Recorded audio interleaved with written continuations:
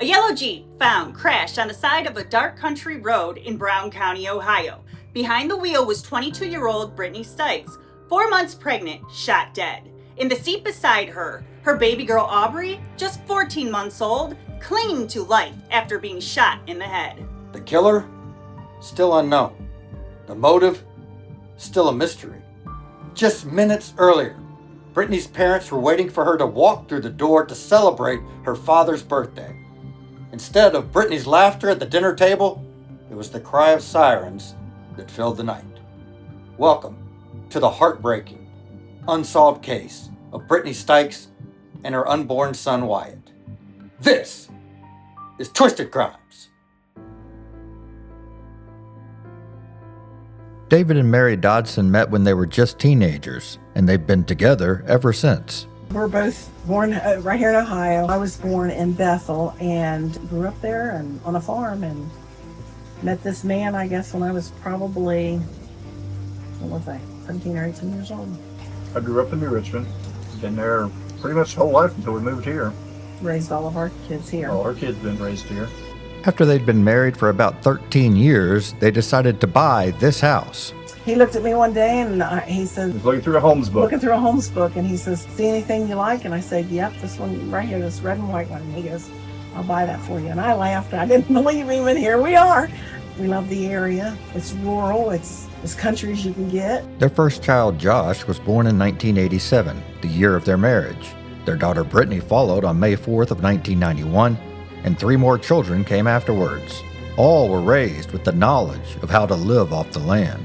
We raised our kids here on the farm, showing animals in the fair and hunting here on the property, and we've loved it. We're more or less raising our own meat in our own garden and canning. We do all that. The boys like to show cows, so we raised some cows. And Brittany got into showing the pygmy goats and ducks and chickens. So we've had everything. Brittany loved people and animals. She was a loving child. Brittany she loved life. She loved getting out. She loved doing things. That girl, in the middle of January, we'd be in our pajamas and our muck boots and in the barn with the goats, delivering babies. She did everything with me, the dogs, gardening, all the Very birds clingy. too. Believe it or not, the 2 girls are the clingy ones. Brittany also loved spending time with her aunts, uncles, cousins, and other members of her family. As a kid growing up, she'd call my family, my brothers and sisters and all their kids and everything, and she'd say, hey, let's get together at Mom and Dad's, and we'd sit down here and we'd split up guys against gals, and we'd play games and have a good old time. That was like a couple times a month. The Dodsons made sure their children were at church every week. I taught in the back, church for the children in the back, and the nursery, and I did that for years. When she got a little older, she was about, 12? Yeah, somewhere She there. looked at me and she says, Mom, I think it's time you go out and sit with Dad back out in front of the church. And she says, I'll take over your class. And I said, well, honey, I don't know you being 12 or 13 if they'll let you take it over. And they said, yeah, we'll just have an adult sit in there with her in case she needs a little help here and there. And she took over teaching Sunday school. Brittany was always looking for ways to help make her mom's life easier. I like to crochet in the evening and do that kind of thing. Have my own little time, make blankets to give away and that kind of stuff. And she'd come down and she'd say, well, Mom, she goes, I think I'll take the kids up.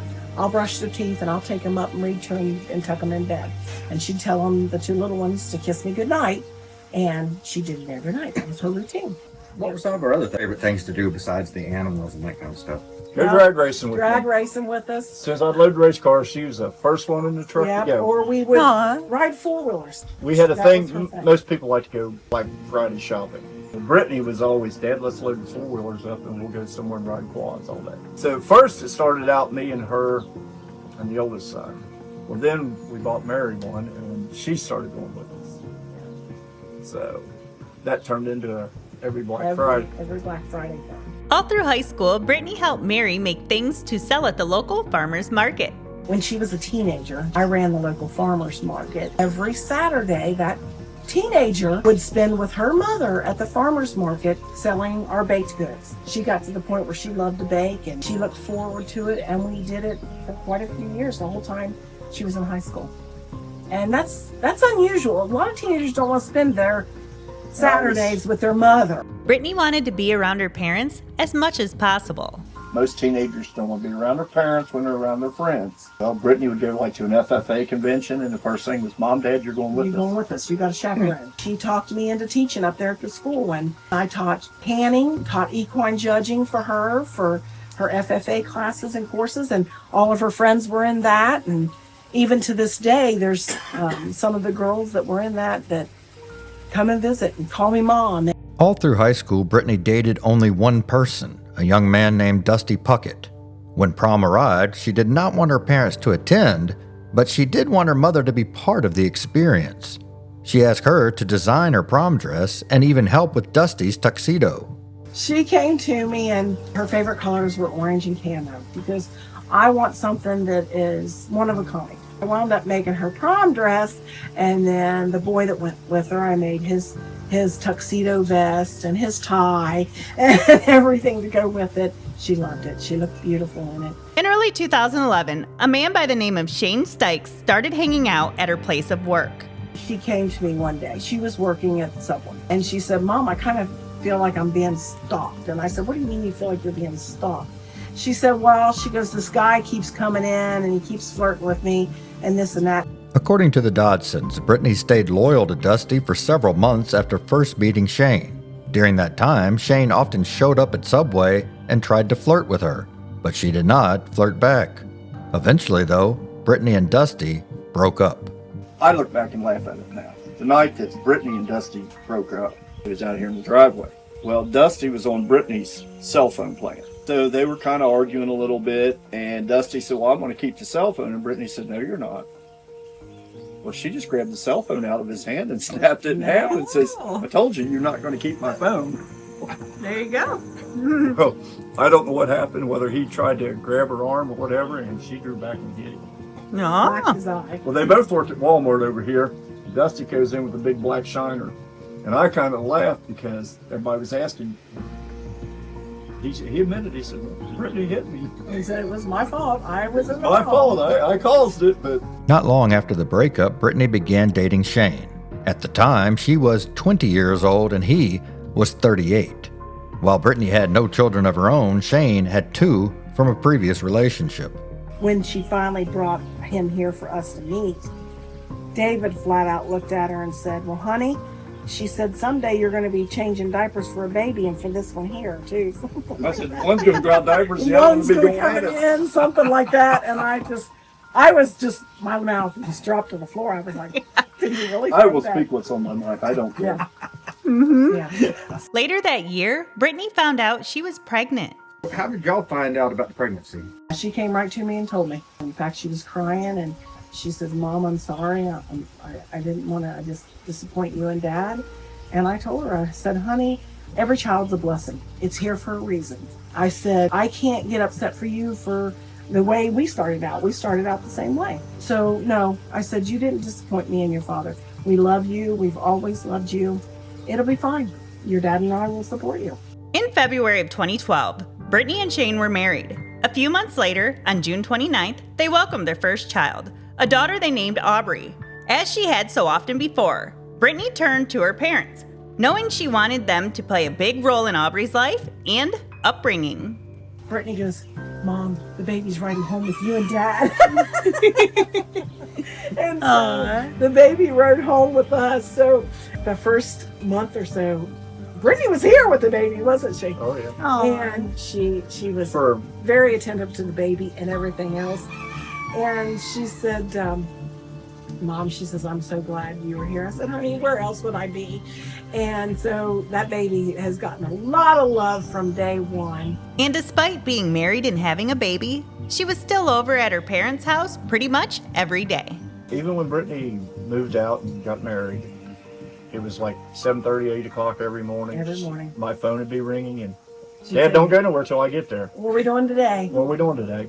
Sometime in the spring of 2013, Brittany found out she was pregnant again, but she and Shane weren't getting along too well at the time, so she did not tell him right away. Instead, she went to her mom for advice. She said, I don't understand Shane. And I said, what do you mean? And she says, am I not good enough? Am I not pretty enough? Because he doesn't spend any time with me. He doesn't spend any time with the baby. She said, what is wrong with me? And I said, honey, there's nothing wrong with you. I said, it's him. And she says, what do you mean? I said, honey, when your dad and I was young married, I said, any time we had together, he was usually chasing me around the house. I said, that's how it works. You're in love. You can't get enough of time together. When it came time for Aubrey's first birthday, David and Mary threw a huge birthday party for her. My family used to do sales, so we got a circus tent. Yeah. And she harped on me to put the tent up. So we put the tent up out here in the yard. She wanted to have a circus. She wanted to have a circus for Aubrey's first birthday. Yeah. Well, she put all the little dog cages and put little stuffed animals in each one of them. And she sent out for birthday invitations. It was a ticket to the circus. Huh? And we spent all week. I bought a popcorn machine. So that's kind of how. So we could have popcorn, and her and I spent the week painting things to do the dart tosses, to pop the balloons. We had everything. Wow. And I'm so glad we did, because Brittany, that's the only birthday she got with Aubrey. Around that time, Brittany decided she wanted to learn to shoot a gun. Brittany was never comfortable around guns. She would usually go in the house.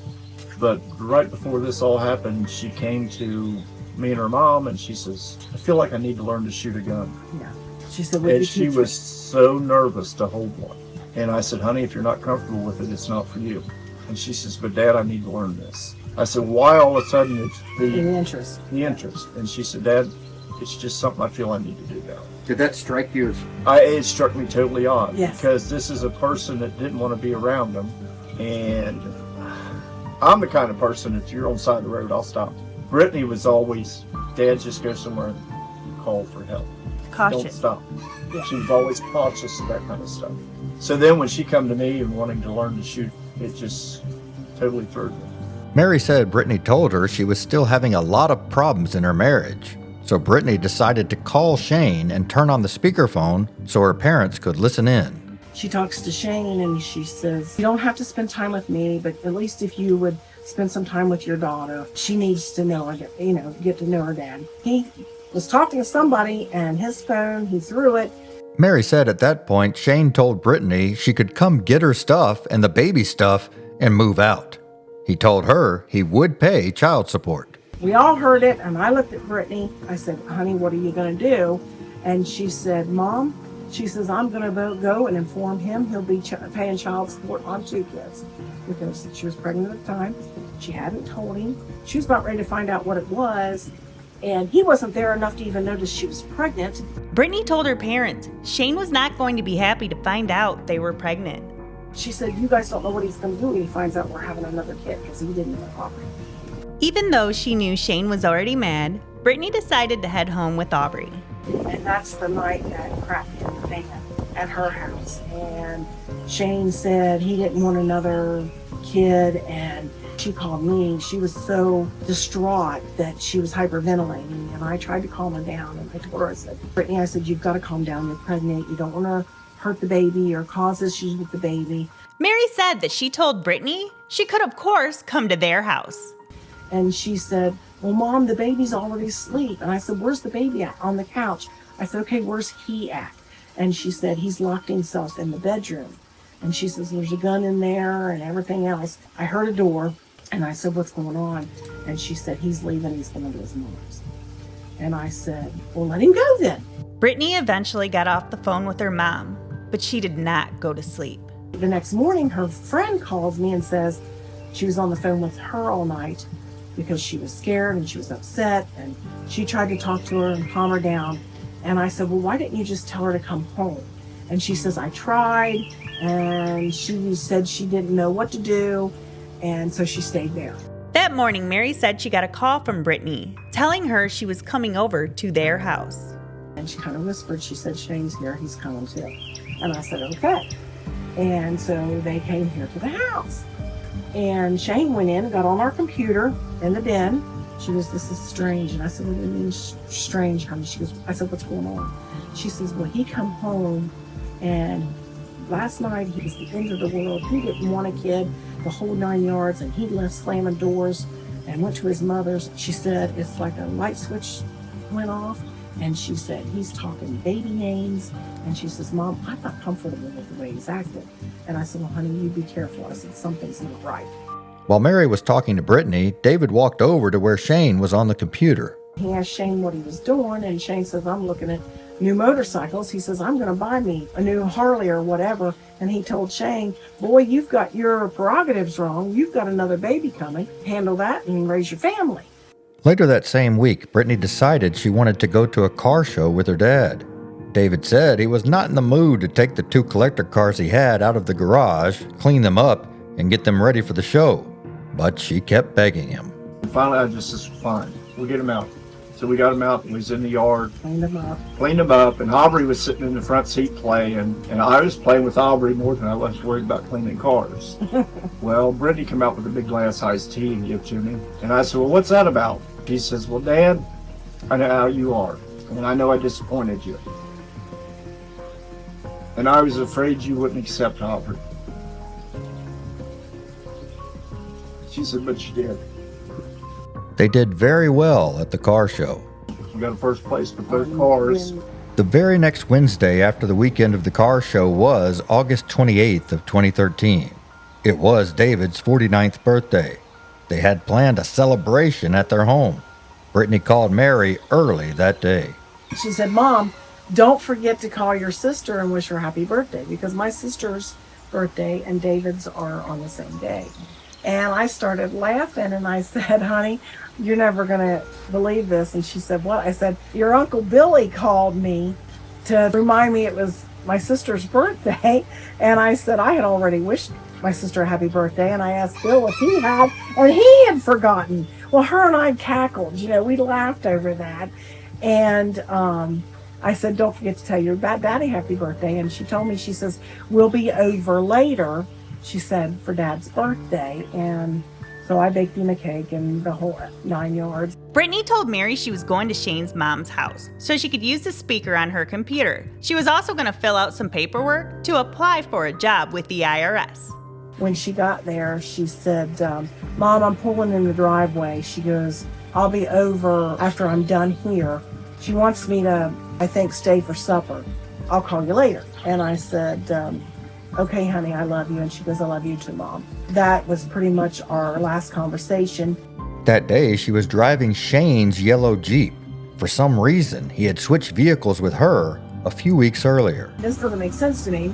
He started driving her minivan and leaving her with the Jeep. That was only been going on for maybe A short time. a week or two. A short time. It was a short time. But I know Brittany called me one day from the gas station. She said, Dad, can you come up here? She said, every time I drive this Jeep, it breaks down on me somewhere. Sometime around 7 that evening, Brittany left Shane's mom's house and headed to her parents' house. At 7:15, she texted one of her parents saying, quote, "It's raining up in town, just a ways from your house. Aubrey was out 5 minutes ago," end quote. At 7:29, Shane's yellow Jeep is spotted on video driving through town. At 7:32, it is seen on video again, this time near a gas station. Around then, the Dodsons decided it was time to enjoy David's birthday dinner. I had made him supper, and we were all sitting here eating supper, and I had a cake waiting for when the kids got home, and we would just, all have supper and eat cake together and that kind of thing. And I knew Brittany was coming back, and I knew the boys, when they got done with what they were doing, was coming over. And me and Dave and our youngest, Emily, was sitting here eating our supper, waiting on all of them when the sirens went off, and we just knew. Shane wasn't planning to come. No, he went to the gym. Said he went to the gym. He went to the gym every evening, supposedly, because we never seen him. Brittany even said, she's not seeing him. The baby's not seeing him. He would get up and he'd leave for work at 5:30 so in the morning, and he didn't come home till after they were in bed. Around 8 that evening, a married couple whose names were Craig and Sandy were driving down this road when they saw the Jeep in the woods. They actually live in North Carolina, and they were headed to New York for a family thing. 68 and 62 Y's right up the street here. Well, they didn't take 62. They stayed on 68. They drove by Brittany's Jeep. They seen it down in the They seen the ditch. headlights going up through the tree. Yes. And he said they went up, realized they missed their turn, and turned around and come back, and it was still there. And something And he said something told him to turn around. And he says when he got there, he says he got down to the Jeep. He said Aubrey was in the seat. She was kind of whiny, but she wasn't. She just kept asking for mama. And he said Brittany was kind of slumped over the steering wheel like she'd went to sleep. And he said, you know, he was so focused on Aubrey. He apologized to me and said, Mary, I can't remember if I checked Brittany's pulse. I can't remember. And I told him, I said, you were there for Aubrey. You were there for the baby. That's the main thing. Shortly after they first heard the sirens going off, David jumped in his truck and headed to where he heard the noise. I was met with someone from the fire department. And I said, I need to get up there. And they said, no, you can't go there, but I'll get somebody here to talk to you. So the deputy sheriff showed up. I said, I need to know what happened up there. And they said, well, it was an accident, is all they would say. And that's when I asked him, I said, well, can you tell me if it's a yellow Jeep and a girl with long dark hair? And there's a baby in there. And he said, yeah. And the only thing he said was, she's deceased and they're air carrying the baby to Children's. You need to concentrate on the baby and not your daughter right now. The Jeep had gone off the road a good ways, then gone over a ditch and crashed into some trees. So kind of would have gone off about where our car is, maybe? Right in here somewhere. Right down into there. Brittany had been shot multiple times, and Aubrey had been shot in the head. Brittany and her unborn baby were both declared dead at the scene. It was such a horrific scene that one of the first responders was ready to quit his job. The night of this happened, there was a young man from Russellville, 18 years old, his first run on the squad. He was ready to quit. Yeah.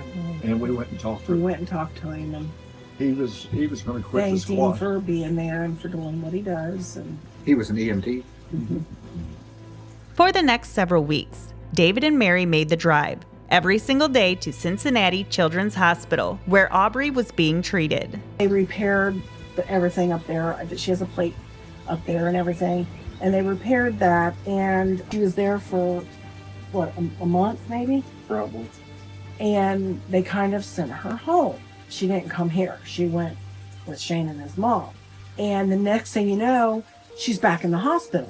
We rushed to the hospital, and they're going to do a second surgery on her and put a shunt in her head. And it was to relieve pressure. Well, we talked to the doctor. Shane's mother didn't like that, but we talked to the doctor and asked him what the prognosis was and what was going on. And he said we have to put a shunt in because she's been too upset and crying too much. I guess they just let her sit and cry. They have to monitor her shunt, keep an eye on it. They'll have it all over her life. Aubrey survived being shot in the head, and miraculously, David and Mary said she is doing great now. Amazing. She's doing wonderful. On a roll. Yep, she does wonderful in school. The only thing we can tell is every once in a while she'll have a little bit of something going on with memories. And it's usually older memories, you know. She was here one day, this has been a few years ago, and she said, Papa, I don't know what my mommy's voice sounded like. She says, I can't remember. I said, well, that's no problem. I got videos, I can show you. And it tickled her to death that she actually got to see Brittany, you know, got to hear her voice, everything. I'm Brittany Johnson, the granddaughter of Mary and David Johnson of Ripley, Ohio. I attend Ripley High School, and after graduation, I plan to attend AMI and further my job in motorcycle construction. The Dodsons set up a memorial at the site of the crash. I did the heart and wings. My brother-in-law, he did the cross for us and put her name and everything on it. So we did that right after we lost her. And I was telling her, State Highway Patrol pulled in the day that we were setting it up, and he said, you know, the state's not going to let you keep that here. Don't get your hopes up. And I said, are you sure? And they said, yeah, but they've never said a word. We mow it here, we mow around it, we keep it up. I think they know. I think it's the only unsolved murder case in Brown County. While they were dealing with making sure Aubrey was going to be okay, they also had to plan a funeral for their daughter and their unborn grandchild. And they said they were not getting any help from Shane. At the funeral home, when we were picking a casket, he looked at me and Dave. I said, Dave says, Shane, is there anything you want? Because I wanted angels on the outside of the casket on the corners, and I wanted one to bring home. And they told me that was fine, and I asked him if they wanted anything, and he said, do what you want. You had it all over my day.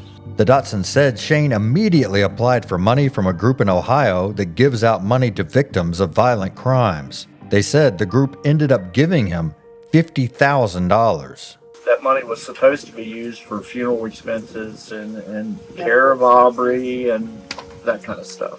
But by then, the Dotsons had already paid for the funeral and purchased a plot in this cemetery.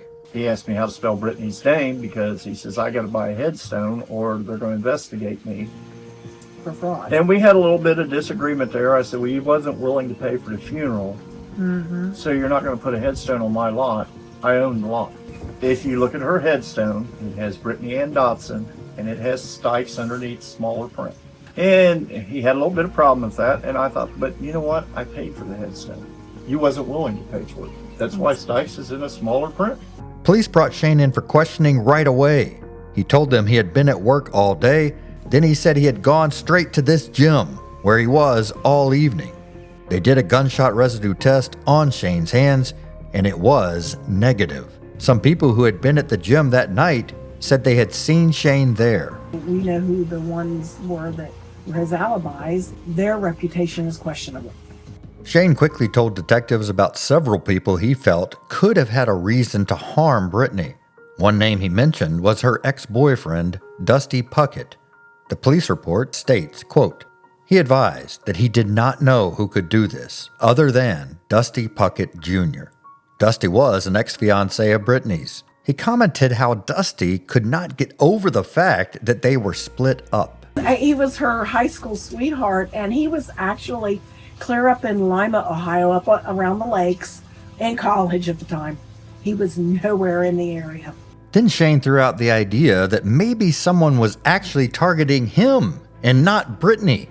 And since she was in his Jeep at the time, perhaps they had shot the wrong person. I mean, that's possible. The only thing I can say about that is he made the Jeep distinctive so nobody would confuse that Jeep with anybody else. I mean, he hung these bull balls on the back of the Jeep and painted on the back of the bumper real big in white letters. It's a black bumper and it says something about quit staring at my balls. And I said to him, I said, yeah, it's kind of disrespectful to, and then put some God in it to drive it.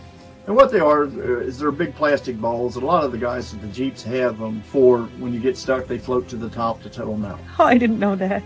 Yeah, it looks up. That's what they're for. But It looks up the funny thing about this is, after Shane got the Jeep back, they were the first things that come off of it. Yeah. Oh. He painted it And over it. The bumper's all painted over. now. The balls are gone. The police report states, quote, he advised that he had made lots of people angry over the years. He further advised that he had a rocky past, but had been straight for around 10 years now. He said there were a couple of people who had an issue with him.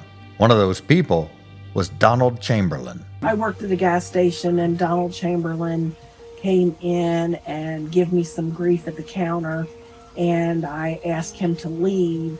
And when he went outside to leave, David and Shane proceeded out after him and started an argument with him and confronted him, and that's about all that was there. And you were there for that too, David? Yeah, he was there. And then they just went their separate ways after that? Yeah. And then they had a little run-in later on the road. I don't know what that was all about. The police report states, quote, a few days later, Shane and Tanner encountered Chamberlain on Chicken Hollow Road. Shane had approached Chamberlain, who pulled a gun on him. Shane backed off. Shane filed a report with OSP, and Chamberlain supposedly filed a report with us, end quote. A State Highway Patrol report obtained by the Culpable podcast states, quote, and Donald said, yes, this is how it's going to be. Shane then turned and walked away, but not before turning around and telling Donald that the next time he saw him, he better have that gun with him. And then The two men went their separate ways. End quote. Another person Shane was having some issues with was a man by the name of David Kilgore. His theory is that Dave was after him because he thinks Shane paddled on him to the sheriff's department or something. And that come out to be nothing either. David even confronted David Kilgore and said, well, it's come to my knowledge that you killed my daughter. And Dave goes, I didn't know your daughter. I didn't have nothing to do with that. So and they've polygraphed him twice, I think now, and questioning several times. Shane and Brittany lived on Chicken Hollow Road in Ripley, Ohio at the time. It is a long, winding, narrow road. The morning she was killed, she was involved in an incident on that road that some people have called a road rage incident. Could that person have spotted Brittany later that day and killed her? That road is a one-lane road, drop off in a creek on one side and a rock wall on the other. If you're just trying to get over and get out of somebody's way and whatever, do you really consider that road rage? I don't consider that road rage, but I guess some people do. I think they flipped her off or something. According to Fox 19, in June of 2015, the Brown County Sheriff's Office got a solid new lead in the case. Brown County Chief Deputy Sheriff Carl Smith said he felt an arrest was coming soon. He said, quote, as soon as the grand jury gives us an indictment, we'll make an arrest then, end quote. He added, quote, we still have a lot of investigating to do on this case, but it's looking very promising, end quote. According to police documents obtained by Fox 19, it turns out a witness had told police a man named Tommy Lopez killed Brittany, and the witness said she was with him when he did it. She also said Brittany was not the first person this man had killed. The witness said Brittany's death was payback for her old man because he owed money to someone. The witness said Tommy was given two payments of $10,000 each from someone else, apparently the person Shane Stykes supposedly owed money to.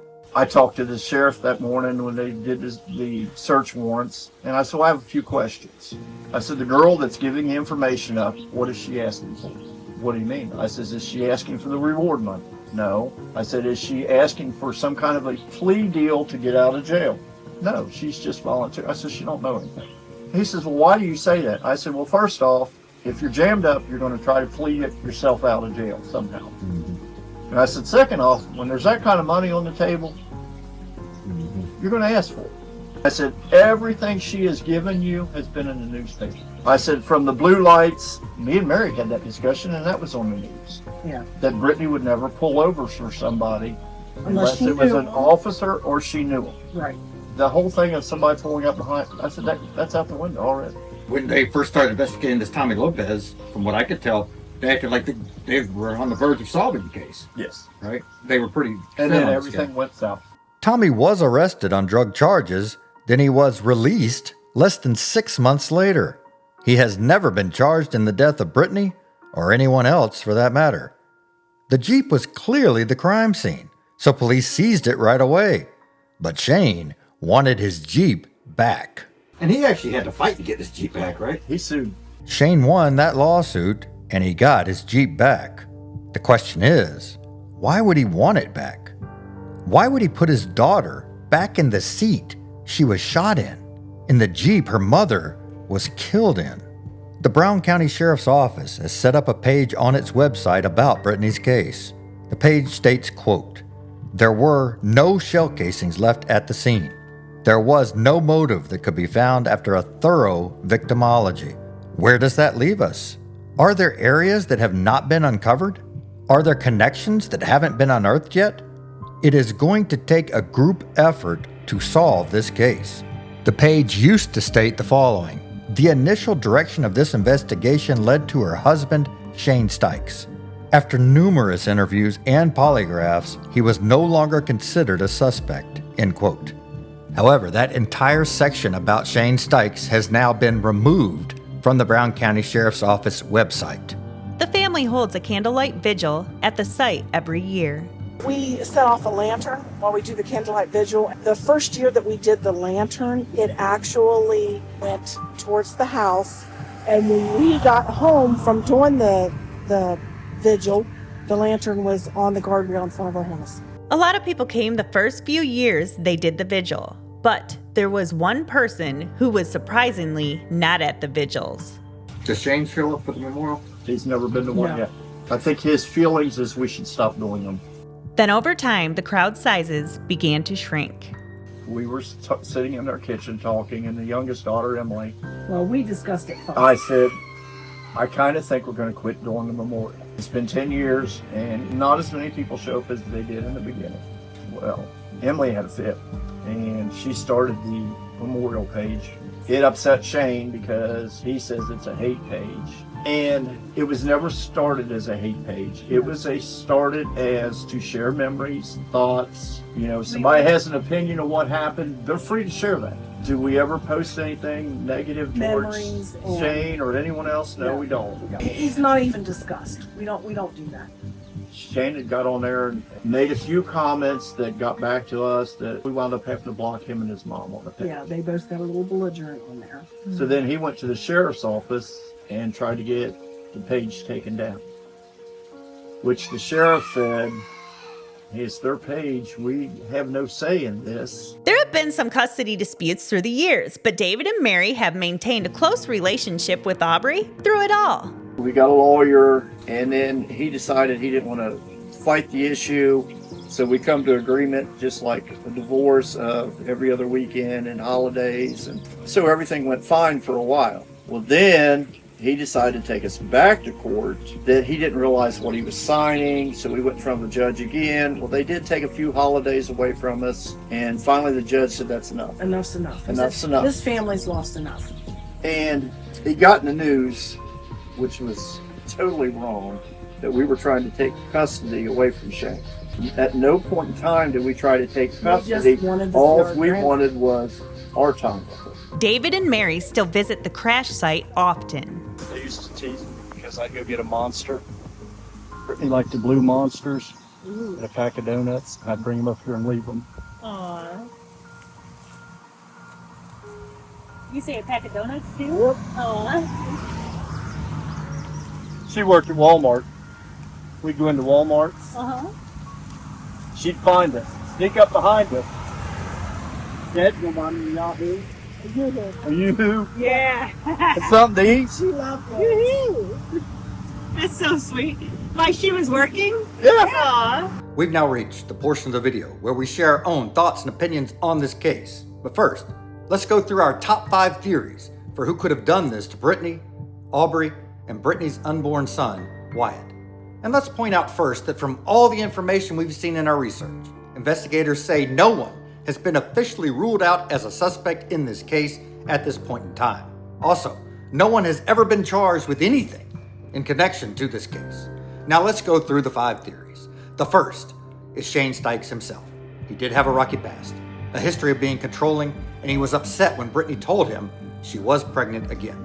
He also pushed for the Jeep switch just a short time before the murder. Later, he sued to get the Jeep back, and he received $50,000 after the murder, which makes him the only person to get a financial benefit out of this. According to David and Mary, he has not come to any of the vigils for Brittany, and they said he did not help out financially with the burial, despite getting all that money. Also, according to the Dodsons, he fought them over custody of Aubrey, he fought to get the Jeep back, and he went to the police and asked them to have Brittany's memorial Facebook page removed. All very strange behavior. But investigators polygraphed him. He passed the polygraph. They tested him for gunshot residue, which came back negative. He also seems to have a pretty solid alibi at the gym for the time of the murder. Still, it's possible he left after being seen, committed the crime, and then returned to the gym.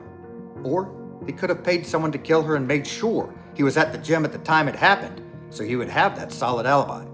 Police have investigated him thoroughly and have never found any evidence tying him to the crime. We did reach out to Shane, but he has not responded to us at this point in time. It is a little strange that police posted that write-up on their website clearing Shane, but then later removed it. The second theory is Tommy Lopez. The man a witness claimed was paid $20,000 to kill Brittany as payback for Shane's supposed debts. Police searched his home, but no physical evidence has ever tied him to the shooting, and the credibility of the witness who named him has really fallen apart over the years. From what we can tell, police seem to have moved on from Lopez. Third, there's the possibility that Britney was not the intended target at all, that someone was aiming for Shane. She was driving his Jeep that night, not her usual van, and Shane admitted he'd made enemies over the years. If someone was looking for him, it's possible they mistook Britney for Shane. Fourth, we have men like Donald Chamberlain and David Kilgore, people Shane had direct conflicts with. Both men were questioned and polygraphed, but investigators never found anything credible to link them to Britney's murder. It seems that if either one of them were a part of this, then they did not realize it was Britney driving the Jeep that evening. And finally, we cannot rule out an unknown third party. Maybe someone tied to that road rage incident earlier in the day that Britney experienced on her road, or maybe a completely separate confrontation that played out later on the road she was killed on. So where does that leave us? To me, and of course this is just my opinion, this case feels connected to Shane in some way, rather directly or indirectly. Either he was involved himself, or it was someone who was actually trying to shoot him. I don't think Britney was chosen at random. I think she was either the intended victim because of her relationship with Shane, or she was sadly in the wrong place at the wrong time because she was driving his Jeep. That could very well be what happened. However, there is another possibility I can't get out of my head: road rage. The more I think about this case, the more that theory seems to answer questions the others don't. It might also help explain why police have not solved this case yet. Random killings are always harder to solve than when they are committed by someone known to the victim. With road rage, the killer would not have needed to know Britney's route that night. The killer more than likely would not have known Aubrey was in the Jeep. They would not have known Britney was pregnant. Because to believe Shane did this himself, you have to believe he was so furious at Britney that he was willing to kill his own daughter and unborn son. Sure, that's possible. The Dodsons did say he did not want any more kids, and some parents do kill their own children. But is it likely? Also, if it was someone furious at Shane, then you would have to believe they would have pulled up and just started shooting without noticing it was not actually Shane driving the Jeep, or you would have to believe they were trying to send a message to him by killing his wife. If it is road rage, then the missing shell casings also fit. If the shots were fired from another vehicle pulling up beside her, the casings would have stayed inside that vehicle, and the tight grouping of bullet holes through the door and window of the Jeep makes a lot more sense from a moving car than from someone lying in wait in the brush. But those are just our opinions. What do you think? Was Britney the true target that night? Was this really about Shane? Was it random road rage? Or was it something else? Let us know your thoughts in the comments.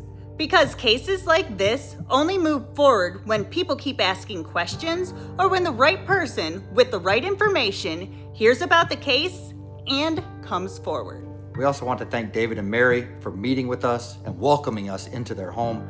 It has to be so difficult for them to relive these heartbreaking details. And it's sad to hear that over the years, interest in the case has faded to the point that they even thought about canceling the yearly vigil for Britney. Thankfully, the case has been getting a little more attention lately. If you're in that area, please go support this family and attend that vigil. And if you know anything, we'll give you the contact information after this video and down below. Remember, there's still a $50,000 reward being offered in this case. Thanks for watching. We'll see you next time.